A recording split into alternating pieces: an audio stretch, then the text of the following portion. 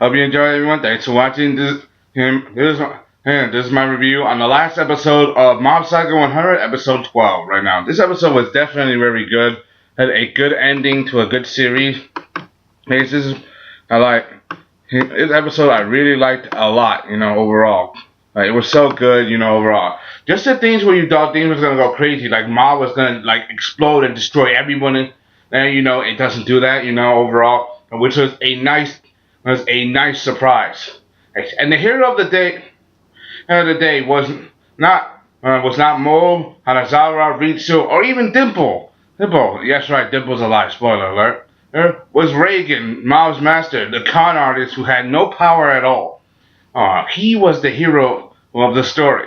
Yeah. Apparently, I'll get to that in a minute. And the way he does it, so apparently when he was trying to talk to Mo, trying to calm him down before he goes crazy, he managed to absorb some of Mo's own psychic energy, which turns him into an actual Esper. And the way which is pretty interesting overall. Maybe that's his ability, the power of siphon energy to absorb energy and turning it into a real power. We always knew that there was nothing off about Reigen and his powers. We didn't know nothing about this guy. All we know is that he was a con artist. He's into spirit, but he has no talent, and the only source of spirit magic he could use was mold. Overall, which was pretty interesting overall. The way he did it. The way he fought. Too bad he doesn't have actual psychic powers. It would have been awesome if he actually gained psychic abilities. For real, to keep them, but it wasn't.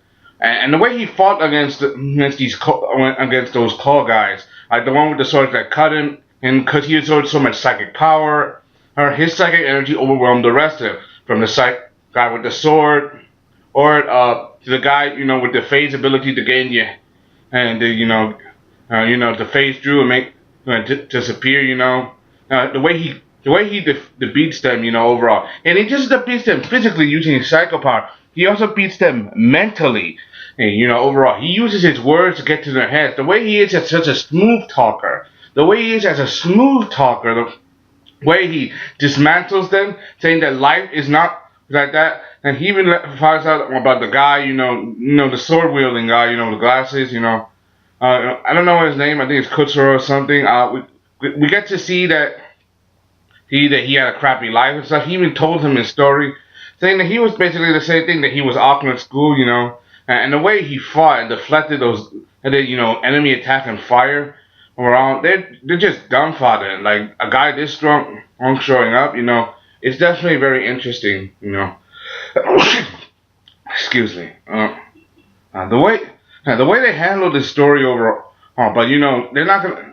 It's not the total end of the story. We know that the short guy, the one with the breathing mask overall, he's not gonna let them. He's not gonna let them go out and fight. And the way they fight, they tear up the place. We also get to see his face, behind the mask. He really is some short old man, stuff like that. And he's really just a short old man and stuff.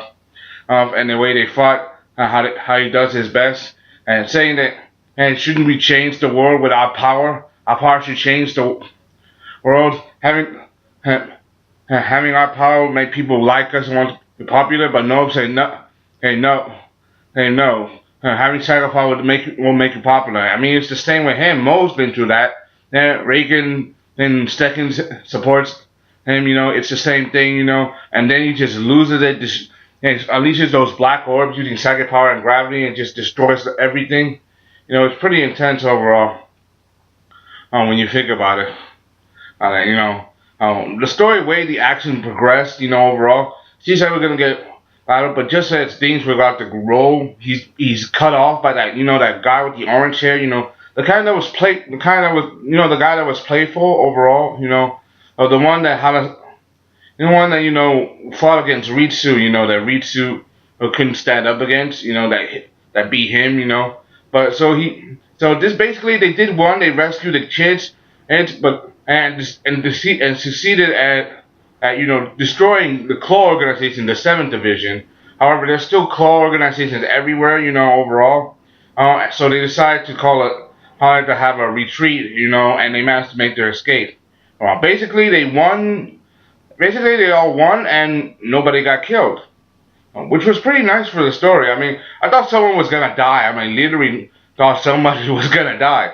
No, everybody made it out okay. Even Dimple, that guy, that creature guy, that you just talk about to create like spirits and stuff. How you created, how you wanted to create, how you put all of them into a jar, have them all consume each other, creating a monster. And his monster was called, get this, Marshmallow. And when he opens the jar and the monster comes out, it's really Dimple, and it just knocks him on the head, saying that he managed to survive, overall. Which is pretty interesting when you think about it. And when you think about it, it's pretty interesting overall. I really like how the story went. They all made it out alive, and they all go back to their regular lives. The story had nice action, progressive, but it was also good at storytelling. The whole series itself was good at storytelling. They all go back to their regular lives, like Ritsu.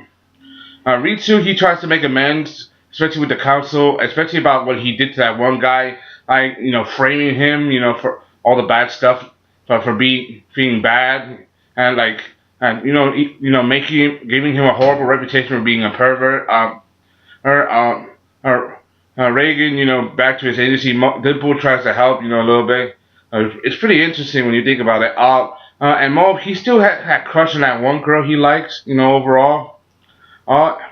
It's pretty interesting, but he doesn't have. But it's not like he's gonna confess his feelings out to her. But then that one girl he saved, the one from the psychic cult, she tries to give him support, saying you really shouldn't, just do nothing. You should really, step up your game, overall. Saying that you should go for it. If she likes you, she likes you. She doesn't, she doesn't. And we also get to see those children from the program that Claw was sponsoring. And the Claw was sponsoring. They made it out alive. They go back to the program, but this time they're not gonna do it alone. Hanazawa is gonna be teaching them how to use their psychic powers. And overall, we get to see that the girl of the group has kind of a crush on him too. Kind of how he had a crush on Ritsu. Overall, and cute, another hot guy. It's pretty funny. The story. They all go back to their lives. They all have a happy ending. However, the Claw organization is still, out there. We had to see that the orange-haired kid, earlier. He makes a phone call to this guy who's asking progress report, saying that apparently your organization is a bust, and we don't do things differently. And he calls him father, overall. That's the guy. He's the son of the leader of the Claw organization, which is wow. That blew me away a little bit. I didn't know, overall.